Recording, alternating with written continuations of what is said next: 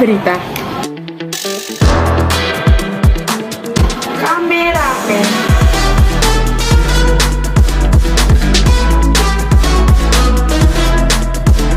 Reporter, direktur, dan editor.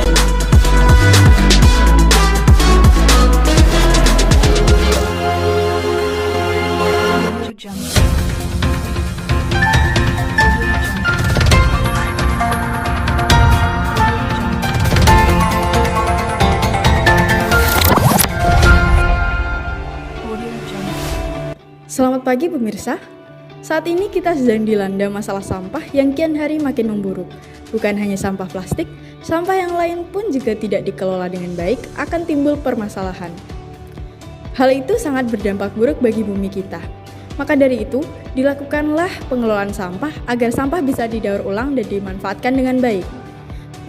Dari hal tersebut, Timosa TV berusaha menelusuri seluk-beluk organisasi pengelolaan sampah. Saya Anissa Alena Bila dan Timosa TV yang sudah berada di lokasi.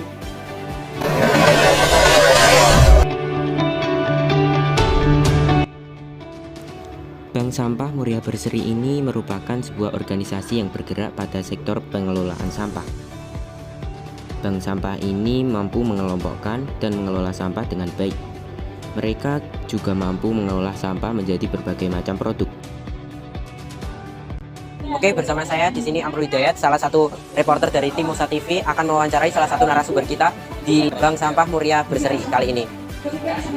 Dengan siapa, Pak? Pak Heri Murtanto Selaku manajer pengembangan. Oke, kami di sini izin bertanya, apakah boleh, Pak? Silakan. Kenapa sih kita perlu mengelola sampah, Pak? Kan tinggal dibuang saja kan bisa. Oke. Di awal tadi kan saya sampaikan bahwa membuang sampah di tempatnya saja itu nggak cukup, apalagi dibuang gitu saja. Maka yang paling penting sekarang adalah mengelola sampah, bukan membuang sampah di tempatnya, tapi mengelola sampah. Karena apa? Sampah yang sekarang beragam dari organik maupun anorganik itu punya masa urai yang berbeda-beda. Kalau ini tidak dikelola, maka kira-kira bumi kita kayak apa? Itu kan yang harus ditekankan, mengelola sampah pada semua orang. Terus bagaimana cara kita mengelola sampah yang baik dan benar? Oke, mengelola sampah cukup dengan pertama memilah sampah dari rumah. Kalau ini kita punya plastik, gabungkan dengan plastik, kertas, gabungkan dengan kertas. Kalau sisa-sisa makanan, gabungkan tersendiri, jangan dicampur. Partisipasi masyarakat itulah yang paling penting. Kita tidak pernah pengertian tidak berhasil kalau karena tidak ada dana. Pasti nggak ada dana, kita kan ngomong ini relawan. Tapi utama dari kegiatan ini adalah edukasi untuk masyarakat harus melakukan. Tidak ada kata tidak. Jadi masyarakat harus terlibat untuk mengelola sampah bersama. Jadi misinya di sini yang pertama adalah untuk penyuluhan kesadaran kepada masyarakat, Pak. Betul sekali, sehingga lebih tepatnya adalah bank sampah itu punya peran utama nanti adalah mengedukasi masyarakat untuk memilah sampah dan mengelola sampah. Itu pertama. Terima kasih atas wawancara kita bersama Pak Heri kali ini. Sampai jumpa lain waktu. Wassalamualaikum warahmatullahi wabarakatuh. Jadi itulah hasil penelusuran dari tim kami ke lokasi yang pertama. Dan dapat disimpulkan bahwa sampah merupakan masalah yang besar bagi bumi kita. Dan terlepas dari itu, sampah juga bisa digunakan untuk membuat berbagai macam produk. Namun, sangat dibutuhkan peran serta dukungan dari pemerintah dan masyarakat untuk mewujudkannya. Jadi, ayo lakukan dari diri sendiri. Sebelum itu, ayo saksikan kegiatan penelusuran tim kami ke lokasi yang kedua.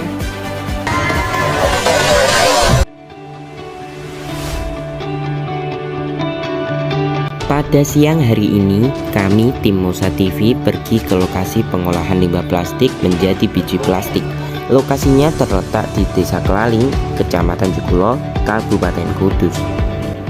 Bagaimana tanggapan Anda dengan sampah-sampah ini, guys? Ya gitu. Wow, sangat menginspirasi. Bagaimana tanggapan kalian? Jangan malah panas. Oh, gitu ternyata. Ya, gimana? Tanggapan saya di sini sepertinya agak nyesel karena ini panasnya nak diamin balik. Yang dikatakan para pengunjung tersebut memang ada benarnya juga. Sebab ketika sampah plastik terkena sinar matahari, maka sampah tersebut dapat menghasilkan gas-gas rumah kaca seperti metana dan karbon dioksida. Gas-gas tersebut dapat menimbulkan lapisan ozon kita semakin menipis, sehingga mengakibatkan bumi kita ini semakin panas. semua jenis sampah, meninggal, kertas sama besi. Bagaimana cara dan proses pengolahan sampah yang ada di sini? Caranya dipisah jenis-jenis plastik. Masalahnya macam-macam plastik itu sudah banyak. Masalah kalau nanti kecampur itu tidak bisa dipakai, tidak bisa diproses. Masalah tidak menyatu kayak air sama minyak.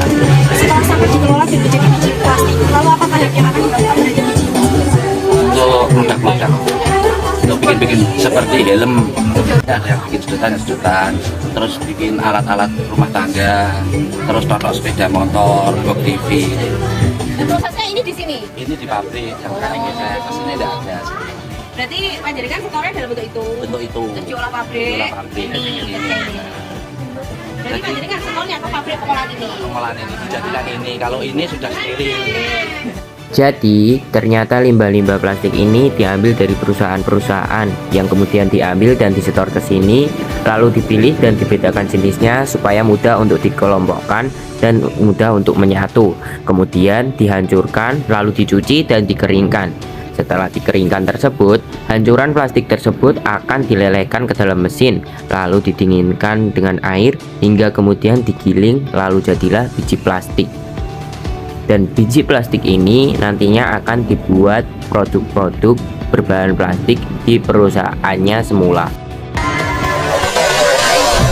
Jadi itulah hasil penelusuran tim kami dari lokasi yang kedua. Kalian bisa melihat tim kami menelusuri gundukan-gundukan sampah yang menggumpal dan menyebar. Terlepas dari itu, kalian juga bisa melihat proses daur ulang sampah plastik. Dapat disimpulkan bahwa kegiatan itu mencakup banyak keuntungan.